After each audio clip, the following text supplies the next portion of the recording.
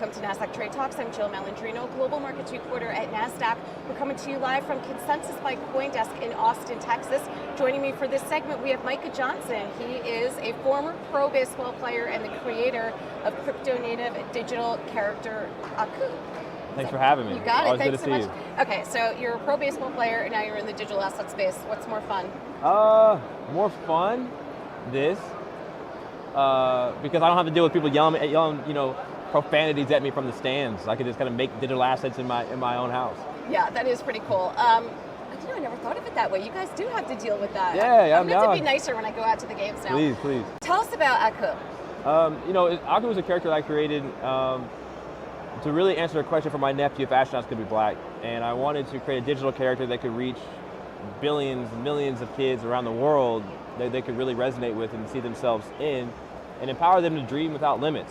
I played Major League Baseball. I'm short, I'm small, but I did it, and that's what Aku is. He's a character that can teach kids and show kids across all these different platforms that anything is possible. And that's what I love about the digital asset space. It allows things to be accessible right. to so many more people. It's relatively easy to attain. Everyone, for the most part, has access to a smartphone or some sort of technology. So the barriers to entry certainly are removed. It's such a diverse 100%, business. 100%. I think that's the biggest thing is you talk about, I think right now the asset is high price image and NFTs, but I think for this to even evolve to mainstream, you need microtransactions as NFTs, way for teenagers, young kids to buy NFTs and use NFTs. Now, it's not all about collecting NFTs. For me, it's about how can we use NFTs. Yeah. And I think the future of this is microtransactions and not necessarily 100 ETH, images. Right, and I agree. I mean, it could be utility at the end of the day. 100%. It doesn't have to be a high-priced piece of art. 100%. It was just announced you partnered with the SpringHill company led by LeBron James and Maverick Carter. That's got to be pretty cool. Yeah, I mean, that's family over there. They have the tools and the infrastructure to really take Aku global. We're going to be working across, retail products, merchandise. We got a really nice and really cool animated series we're working on. So it's just, keeping it in the family, doing fun stuff together and really, trying to make, this is like the first big move we made to really get Aku to the masses, independent of necessarily NFTs, but like how do we get Aku to the 5-year-old kid in Indianapolis, Indiana, or in a small town somewhere.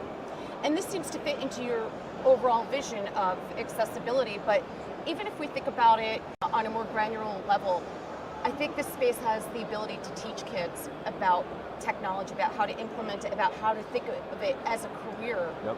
And I can't recall any other industry where those barriers of entry have been removed. So it's bigger than just NFTs and crypto and trading and gamification. It could be a game changer. 100%. I think, everybody talks about they're building the metaverse, they're building these 3D worlds.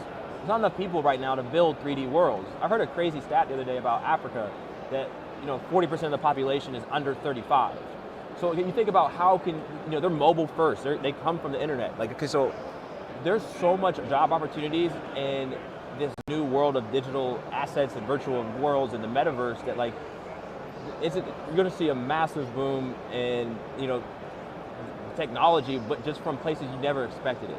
Right, well, think about it this way. We tend to think so US-centric. We have legacy banking systems.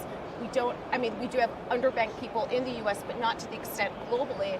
So in many places, Southeast Asia, Latin America is another hotspot, Yep. Africa, this is their way to do cross-border transactions. This is their form of banking, and we need to remain innovative in the US because the rest of the world is using and adopting this. Oh my God, yeah, it's going to be, if we keep focusing on the US on, the really easy stuff to do and not innovation on the technology side, that really trying to get to the masses. I like IP, I like media, I like content, I like stuff that my daughter can consume. So that's what I'm focused on. There's not enough people in the United States that can build the things I want to build. So where else are you going to go? And you see all these countries really focused on this and really out of necessity innovating. Right. And so I'm a firm believer that when your back's against the wall, that's when you're most dangerous. And these companies are these countries are innovating and the real metaverse everybody says is going to be built. It's not going to be built here. It's not going to be built here. You're going to be shocked at where it's going to be built. Yeah. Well, we have the educational opportunity. That's a silver lining. That's to it. All right, Micah, appreciate the insight. Thanks for joining us on Trade Talks. I'm Jill Malandrino, Global Markets Reporter at Nasdaq.